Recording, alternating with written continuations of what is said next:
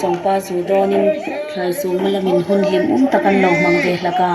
nungak tlang wal hai nun khu pha man la sak ri le an lam ri chural khata in thukin an zuk ri kha ve zinga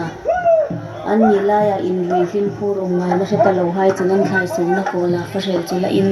nungak le tlang wal hai lam ro chun fasel hai chuan lo tet pu ka chunga fasel an tet pu chu a phur zul deuh hai in lamin le kuminan kana chutaka in thok chun fasel tok lam hi hu so kani an ti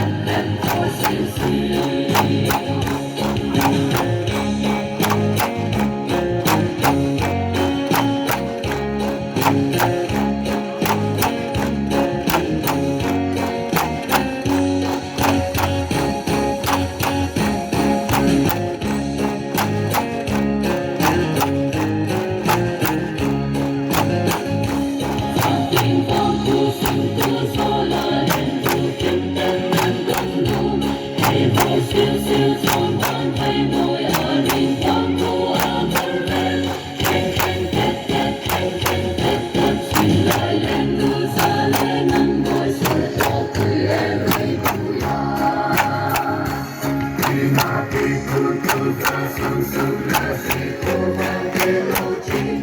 Ghiền Mì Gõ để không bỏ